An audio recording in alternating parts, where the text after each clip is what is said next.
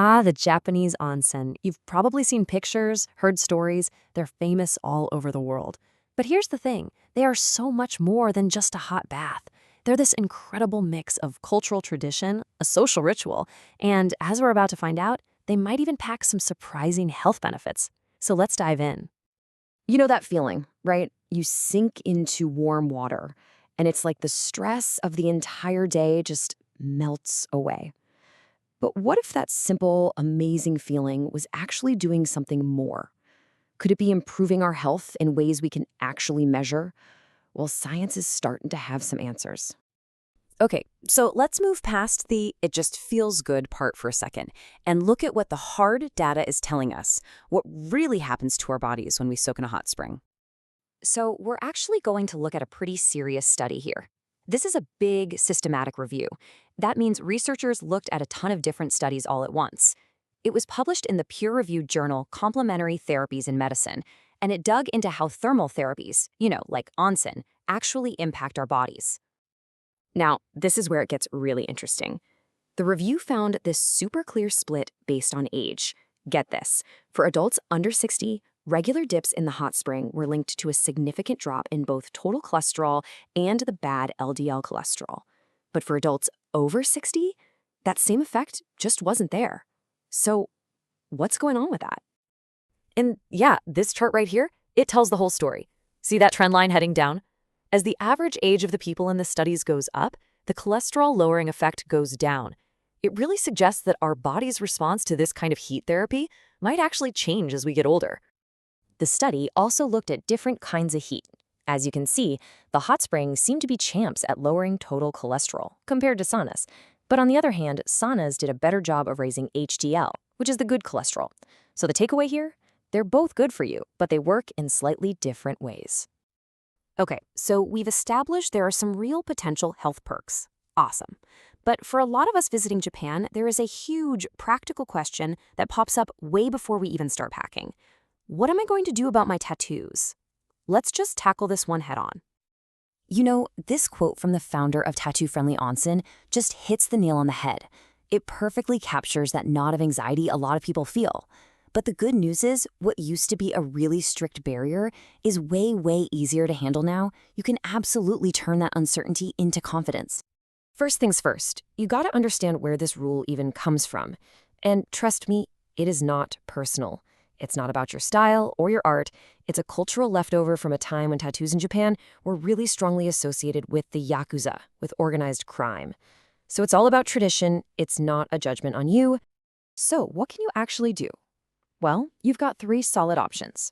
Number 1, the easiest, is to find a place that is openly tattoo okay.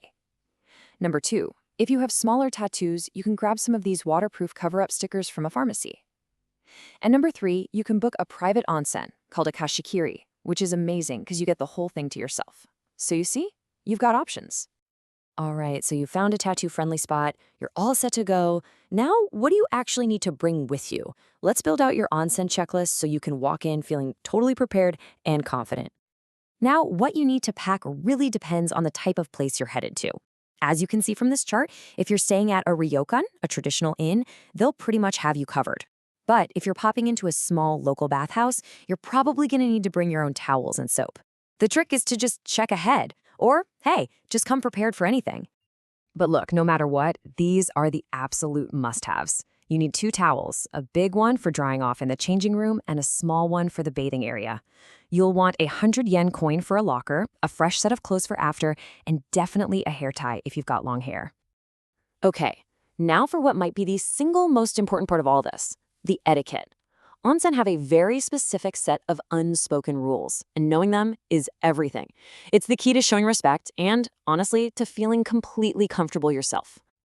Rule number 1, and listen, this one is a big deal. It is absolutely non-negotiable. Before you even think about setting a toe in that beautiful onsen water, you have to wash your entire body, head to toe, with soap at one of the shower stations. It's all about keeping that communal water perfectly clean for everyone. Okay, remember that little towel we talked about? It's for washing yourself before you get in and for a little bit of modesty when you're walking around. But it should never go into the bath water itself. You'll see people put it on the side of the bath or, and this is the classic move, fold it up neatly right on top of their head. This is so important. An onsen is a place of peace. It's a sanctuary. It's not the community swimming pool. People are there to relax, to reflect, to just be quiet. So if you're there with a friend, keep your voices to a whisper, or even better, just soak it all in and enjoy the silence.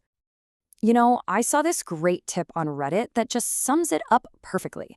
Just read the room. If you walk in and it's silent, that is your cue to also be silent. Just match the energy of the people who are already there, and you will fit right in, no problem. So, we've covered the science, the tattoos, what to pack, the rules. Let's just take a step back and put it all together. Let's think about why this experience is so much more than just, well, getting clean. It's a real question, isn't it? After all the rules and the rituals, what's the big deal? What is it that transforms this simple act of bathing into one of the cornerstones of Japanese culture?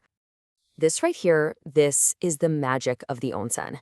In a society that can be really structured, the onsen is the great equalizer. The second the clothes come off, all of that stuff, your job title, your status, how much money you make, it just disappears.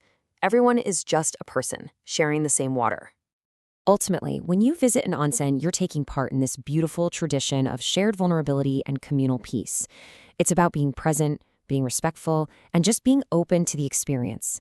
So really, the only question left is the one right there. Are you ready to take the plunge?